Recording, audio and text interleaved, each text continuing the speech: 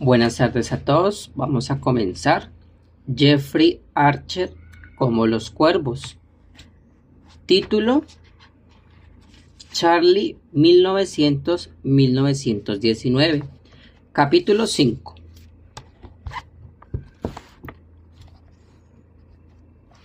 El cuartel general espera todavía su informe. Tromper. Lo sé, sargento, lo sé. ¿Algún problema, muchacho?, preguntó el sargento chusquero. Charlie comprendió que, en clave, quería decir: ¿sabes escribir? Ningún problema, sargento. Durante la hora siguiente puso sus pensamientos por escrito. Lentamente, después reescribió el sencillo resumen de lo que había ocurrido el 20 de julio de 1918 durante la segunda batalla de Marne. Charlie leyó y releyó su banal escrito, consciente de que, si bien exaltaba la valentía de Tommy durante la batalla, pasaba por alto que Trentham había huido del enemigo.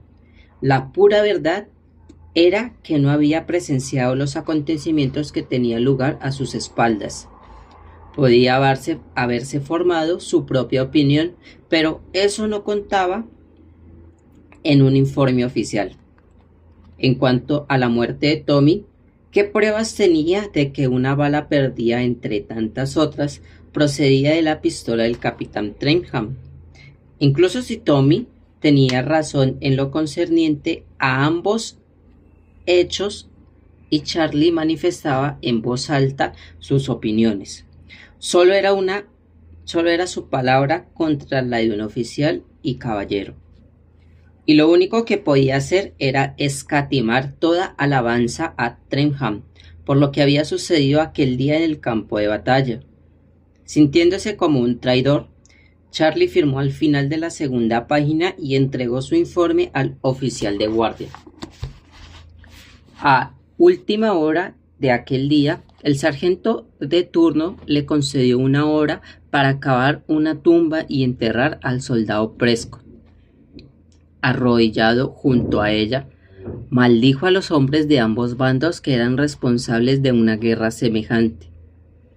Charlie escuchó al capellán entonar las palabras: cenizas a las cenizas, polvo al polvo, antes de que sonara el toque de silencio. Después, el reducido grupo dio un paso a la derecha y enterró a otro soldado conocido. 100.000 hombres habían sacrificado su vida en el Marne. Charlie ya no podía aceptar que ninguna victoria fuera merecedora de aquel precio. Se sentó con las piernas cruzadas al pie de la tumba, sin darse cuenta de que el tiempo pasaba mientras tallaba una cruz con su bayoneta. Por fin se levantó y la colocó sobre el montón de tierra. En el centro de la cruz había grabado las palabras: Soldado Tommy Prescott. Una luna neutral volvió aquella noche para iluminar 1.000.000 de tumbas recién cavadas. Y Charlie juró a cualquier dios que se molestara en escuchar que jamás olvidaría a su padre, a Tommy o desde luego al capitán Trentham. Cayó dormido entre sus camaradas. La diana le despertó con la primera luz de la mañana y tras una última mirada a la tumba de Tommy, volvió con su pelotón. Le informaron que el coronel del régimen se dirigía a las tropas a las 9 horas. Una hora más tarde se hallaba en posición de firmes en diezmado cuadro, formado por aquellos que habían sobrevivido a la batalla. El coronel Hamilton dijo a sus hombres que el primer ministro había descrito la segunda batalla del Marne como la mayor victoria en la historia de la guerra. Charlie se sintió incapaz de alzar la voz para corear a sus jubilosos camaradas. Hacía un día honorable y orgulloso para todo fusilero, continuó el coronel ajustándose con firmeza el monóculo. El régimen había ganado una victoria. en la batalla más de seis militares y 9 medallas militares. Charlie experimentó indiferencia cuando se anunció el nombre de todos los hombres condecorados y se leyó su citación hasta que oyó el nombre del teniente Arthur Harville, quien les dijo el coronel había dirigido la carga del pelotón número 11 hasta las mismísimas trincheras alemanas, arrastrando a los hombres que le seguían y consiguiendo romper de esta manera las defensas enemigas. Por esto se le concedía título póstumo la Cruz Militar. Un momento después, Charlie oyó que el coronel pronunciaba el nombre del capitán Guy Trenham. Este valeroso oficial aseguró el coronel al regimiento, arriesgando su vida. Continuó el ataque después de que cayera el teniente Harville y tras cruzar las líneas enemigas persiguió a 2 alemanes hasta un bosque cercano. Consiguió matar a los 2 soldados enemigos antes de rescatar a 2 fusileros de las garras alemanas. Después les condujo sanos y salvos a las trincheras aliadas. Por este supremo acto de valentía, el capitán Trenham también se le concedía la Cruz Militar. Trenham se adelantó y las tropas le vitorearon cuando el coronel sacó una cruz plateada de una caja de piel y se la prendió en el pecho. Se leyeron a continuación las citaciones de un sargento mayor, 2 cabos y 4 soldados, así como sus actos de heroísmo, pero solo uno de ellos subió a recibir la medalla. Entre los que no se encuentran hoy entre nosotros, continuó el coronel, hay un joven que siguió el teniente Harvey hasta las trincheras enemigas y mató después a 4, o tal vez a 5 soldados alemanes antes de acechar y disparar a otro, matando finalmente a un oficial alemán antes de que una bala perdida le matara trágicamente a pocos metros de sus líneas. Se elevaron nuevos vítores. Momentos después se rompieron filas. Y mientras los demás volvían a sus tiendas, Charlie se acercó lentamente al cementerio. Se arrodilló junto a un tumulto conocido y tras un instante de vacilación arrancó la cruz que le había plantado sobre la tumba. Sacó el cuchillo que colgaba de su cinturón y, continuación del nombre Tommy Prescott, grabó las letras M.M. 15 días después, 1 millar de hombres con 1 millar de piernas, 1 millar de brazos y 1 millar de ojos entre todos, fueron mandados a casa. El sargento Charles Trumper de los fusileros reales fue designado para acompañarles, tal vez porque ningún hombre había llegado a alcanzar la fama para sobrevivir a 3 cargas contra las líneas enemigas. La alegría que manifestaba por seguir aún con vida solo conseguía que Charlie se sintiera más culpable. Al fin y al cabo solo había perdido el dedo de un pie durante el camino de vuelta por tierra, mar y tierra. Les ayudó a vestirse, lavarse y comer y acostarse sin quejas ni protestas. Fueron recibidos en el muelle de Dover por jubilosas multitudes que festejaban el regreso de sus héroes. Se habían fletado trenes para conducir a diferentes puntos del país. De esta forma, recordarían durante el resto de sus vidas unos pocos momentos de honor e incluso gloria, pero no era el caso de Charlie. Sus instrucciones le indicaban que debía viajar hasta Edimburgo para colocar en la instrucción del siguiente grupo de reclutas que sustituirían a los caídos en el frente occidental. El 11 de noviembre de 1918, a las 11 horas, cesaron las hostilidades y toda la nación permaneció en silencio durante 3 minutos. Al tiempo que en el interior de un custodiado vagón de tren, en el bosque de Compiègne, se firma el armisticio. Cuando Charlie se enteró de la victoria, estaba entrenando nuevos reclutas en el tiro con rifle en Edimburgo. Algunos no pudieron ocultar su decepción al saber que había perdido la oportunidad de luchar con el enemigo.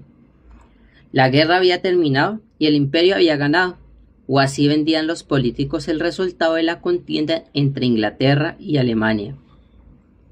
Más de 9 millones de hombres han muerto por su país, algunos incluso antes de hacerse hombres, escribió Charlie en una carta a su hermana Sal. ¿Qué han pretendido demostrar ambos bandos con tal carnicería? Sal le respondió expresando su enorme gratitud por el hecho de que siguiera con vida y añadía: mantengo relaciones con un piloto canadiense, cuya tía dirige el restaurante del comercial Road en el que trabajo. Pensamos casarnos dentro de pocas semanas e ir a vivir a Montreal con sus padres. La próxima vez que recibas una carta mía llegará desde el otro extremo del mundo. Gracias, mundo. Grace sigue en Francia, pero espera volver al Hospital de Londres a final de año. La han nombrado enfermera de sala. Ya sabrás que su cabo, Gales, contrajo neumonía, murió a los pocos días de que se firmara la paz.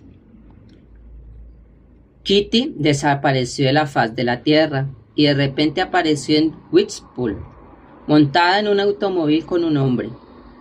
Ninguno de los dos parecía pertenecerle, pero tenía muy buen aspecto. Charlie no entendió la postdata de su hermana. ¿Dónde vivirás cuando vuelvas al East End? El sargento Charles Trumper fue desmovilizado el 20 de enero de 1919. Fue uno de los primeros. El dedo amputado le había servido por fin de algo. Dobló su uniforme, colgó el casco encima, las botas a un lado y lo entregó todo al furriel. No le había reconocido con este traje viejo y la gorra. Sargento, le van pequeños, ¿verdad? Habrá crecido mientras estaba con los fusileros. Charlie bajó la vista y examinó la longitud de sus pantalones. Colgaba sus buenos 3 centímetros por encima de los cordones de las botas. Habré crecido mientras estaba con los fusileros, asintió, reflexionando sobre las palabras. Apuesto a que su familia estará contenta de verle cuando vuelva a la ciudad, vestido de calle. La que quede, dijo Charlie antes de marcharse. Su tarea final consistió en personarse en la oficina del oficial pagador para recibir su última paga y el vale de desplazamiento, además del chelín real.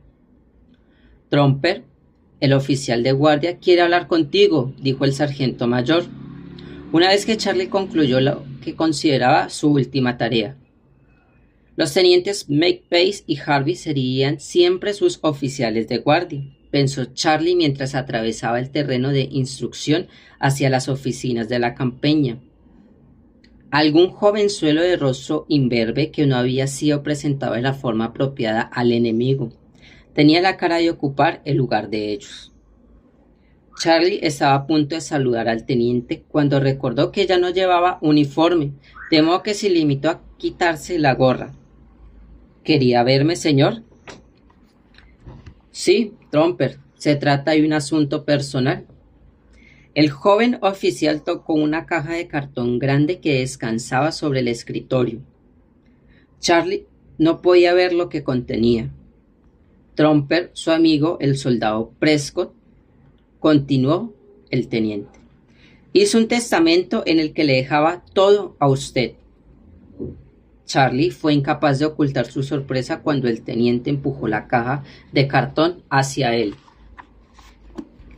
¿Sería tan amable de verificar su contenido y firmar el recibo? Le presentó un formulario sobre el nombre escrito a máquina del soldado Thomas Prescott. Había un párrafo escrito con trazos enérgicos, firmado con una X. El sargento mayor Philip había actuado de testigo. Charlie empezó a sacar de uno en uno los objetos que contenía la caja. La armónica de Tommy, oxidada y rota. 7 libras, 11 chelines y 6 peniques de la paga con efectivo retroactivo. El casco de un oficial alemán. A continuación, Charlie sacó una cajita de piel. Al abrir la tapa descubrió la medalla militar de Tommy y la sencilla inscripción: por valentía en el campo de batalla, Cogió la medalla y la sostuvo en la palma de la mano.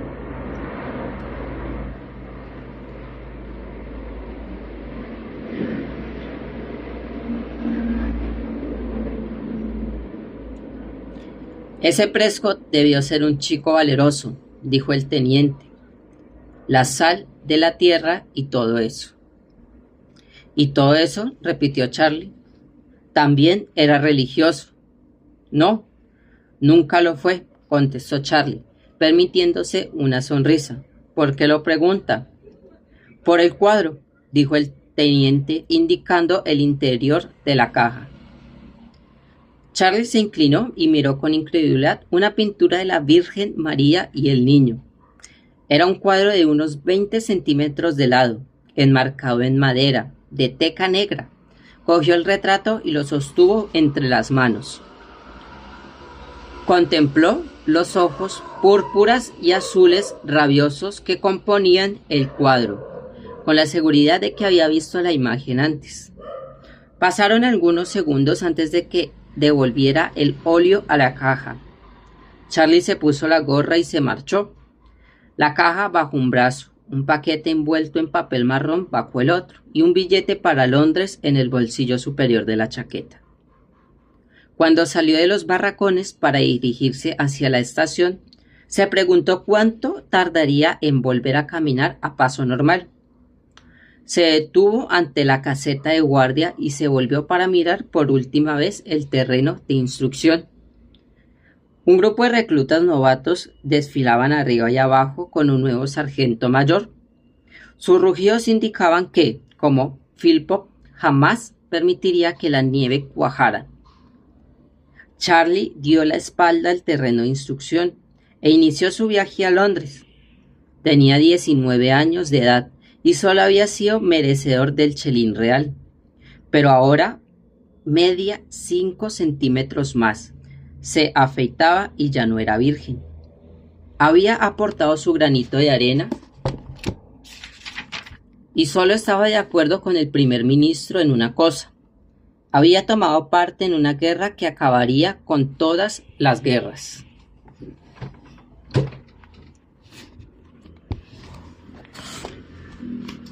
El expreso nocturno de Edimburgo estaba lleno de hombres uniformados que observaban el atavío civil de Charlie con suspicacia, como si fuera un hombre que aún no hubiera servido a su patria, o peor aún, un conscripto. No tardarán en llamarle, dijo un cabo a su amigo desde el otro extremo del vagón a voz en grito. Charlie sonrió, pero no hizo ningún comentario. Durmió a intervalos, divertido por el pensamiento de que tal vez le resultara más fácil dormir en una trinchera húmeda y fangosa, con ratas y cucarachas de compañía. Cuando el tren se detuvo en King's Cross a las 7 de la mañana siguiente, tenía el cuello rígido y le dolía la espalda. Se estiró antes de coger su paquete envuelto en papel y las posesiones de Tommy. Tomó un bocadillo y una taza de café en la estación. Se quedó sorprendido cuando la camarera le cobró 3 peniques. 2 peniques para los que llevan uniforme, le dijo con desprecio patente. Charlie terminó el café y se fue de la estación sin decir palabra. Las calles se veían más bulliciosas y abarrotadas de lo que recordaba, pero saltó confiadamente a un tranvía que llevaba la inscripción City en la parte delantera. Se sentó solo en un banco de madera, preguntándose qué cambios encontraría al llegar a casa. ¿Habría prosperado su tienda? ¿Iría ¿La habrían vendido o habría quebrado? ¿Qué habría sido del carretón más grande del mundo? Saltó del tranvía en un Poultry, pues había decidido recorrer andando el último kilómetro. Aceleró el paso a medida que los acentos cambiaban. Los hombres de negocios ataviados con largos abrigos negros y sombreros hongos dieron paso a profesionales de carreras liberales vestidos con trajes oscuros y sombreros flexibles, siendo a su vez sustituidos por chicos ordinarios de ropas baratas y gorras. Hasta que Charlie llegó por fin al East End, donde hasta los sombreros de paja habían sido abandonados por los menores de 30 años. Cuando Charlie se encontró cerca de la esquina del Whitechapel Road con Bright Lane, se detuvo y contempló la frenética actividad que le rodeaba. Carnes colgadas de ganchos, carretillas llenas de verduras, bandejas de pasteles y teteras paseaban en todas direcciones. Pero, ¿y la panadería y el carretón de su abuelo seguirían aún al pie del cañón? Inclinó la gorra sobre la frente y penetró en el mercado. Cuando llegó a la esquina del Whitechapel Road, pensó por un momento si se habría equivocado de lugar. La panadería ya no existía. Había sido sustituida por una sastrería que pertenecía a un tal Jacob Cohen. Charlie apretó la nariz contra el escaparate, pero no reconoció a nadie de los que trabajaban dentro. Se giró en redondo para echar un vistazo al puesto que el carretón de Trumper, el comerciante honrado, había ocupado durante casi un siglo, pero solo vio una multitud que se calentaba alrededor de una hoguera de carbón mientras un hombre les vendía castañas a un penique la bolsa. Charlie compró algunas, pero nadie se molestó en mirarle más de una vez. ¿Era este el país a medida de los héroes que le habían prometido? Tenía que existir una explicación sencilla para lo que ocurrió, pensó, mientras salía del mercado y torcía por Whitechapel Road. Al menos le quedaba la posibilidad de encontrarse con algunas de sus hermanas, descansar y reflexionar. Cuando llegó al número 112, se alegró de ver que habían pintado la puerta principal. Dios bendiga a Sal. Abrió la puerta y entró sin vacilar en el vestíbulo, donde se topó con un hombre obeso a medio afeitar que blandía una navaja, vestida camiseta y pantalones. ¿Qué hace usted aquí?, preguntó el hombre sosteniendo la navaja con firmeza. Vivo aquí, respondió Charlie. Y una mierda, soy el dueño de este cuchitril desde hace 6 meses. Pero, nada de peros, dijo el hombre, y sin previo aviso propinó un empellón a Charlie que le lanzó a la calle. La puerta se cerró tras él con estrepito, y Charlie oyó que la llave giraba en la cerradura. No sabía qué hacer, pero empezaba a desear no haber vuelto a casa. Hola, Charlie. Eres Charlie, ¿verdad?, dijo una voz detrás de él. Así que no habías muerto, después de todo. Se volvió y vio a la señora Chorrocks parada junto a la puerta de su casa. ¿Muerto?, se extrañó Charlie. Sí, Kitty nos dijo que te habían matado en el frente occidental. Por eso vendió el 112. Ocurrió hace meses. No la he visto desde entonces. ¿Nadie te lo dijo? No, nadie me lo dijo, contestó Charlie, contento de encontrar a alguien que todavía le reconociera. Miró a su antigua vecina intentando adivinar por qué parecía tan diferente. ¿Quieres comer algo, cariño? Pareces hambriento. Gracias, señora Chorrocks. Acabo de comprar un paquete de pescado en escabeche y patatas fritas en la tienda de Dunkley.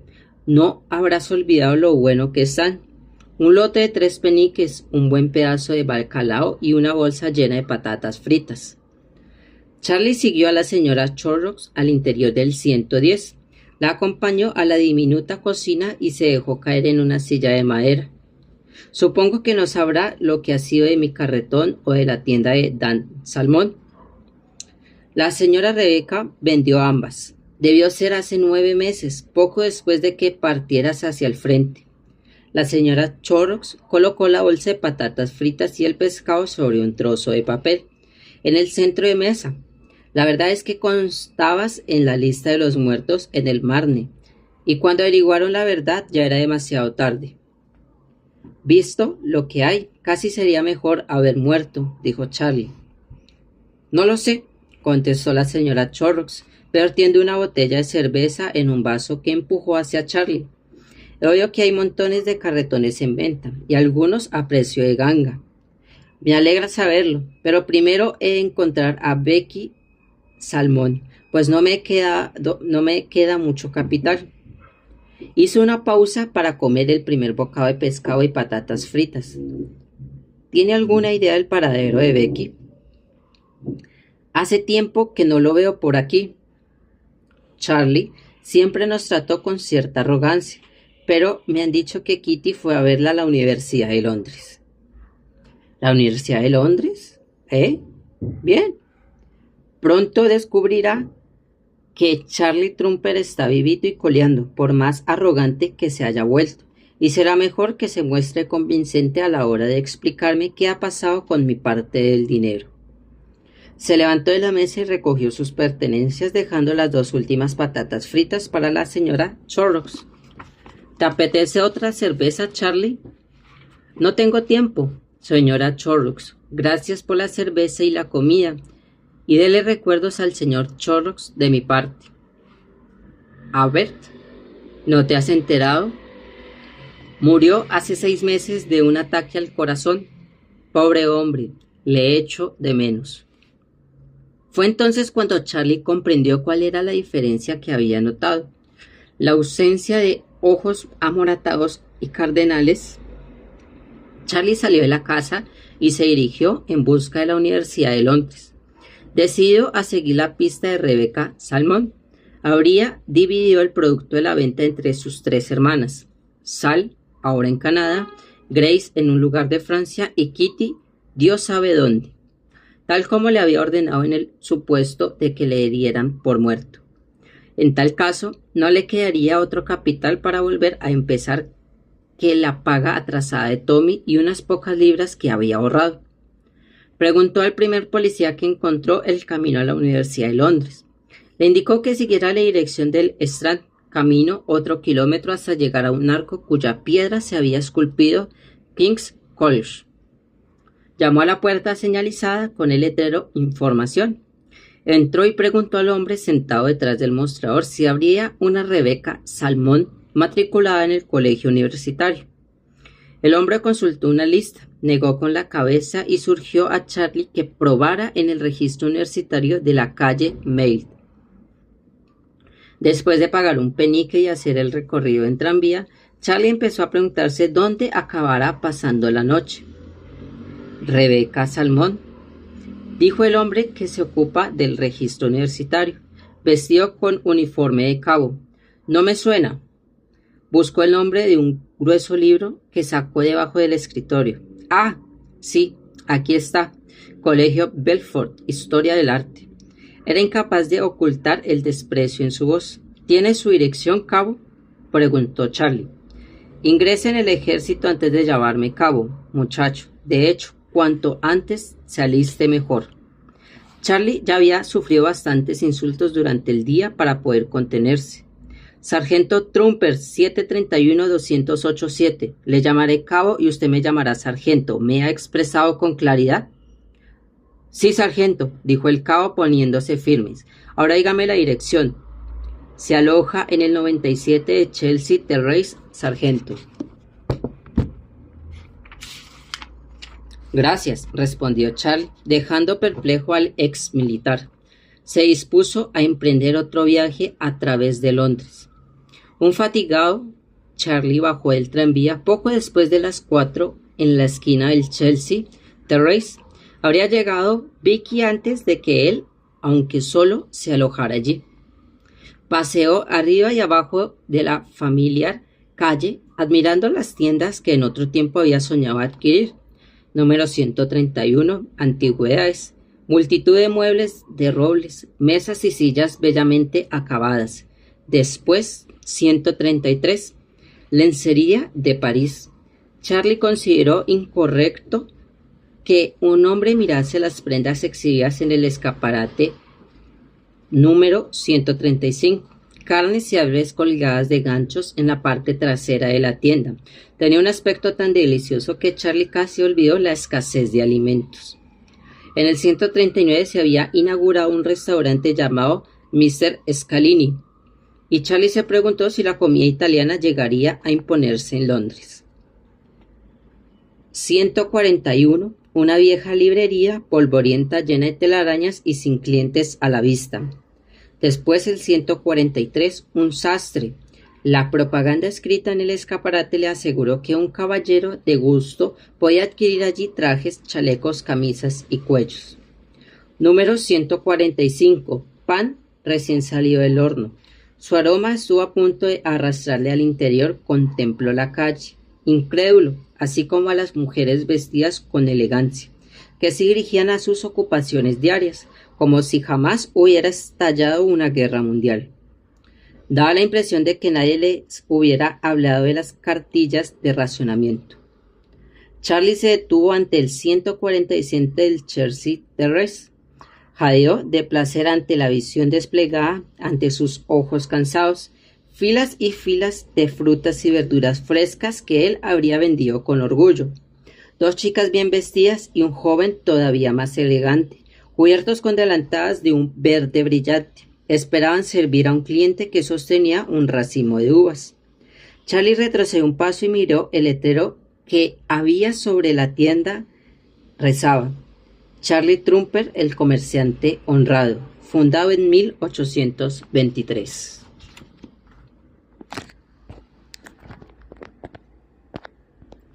Hemos concluido el título de Charlie.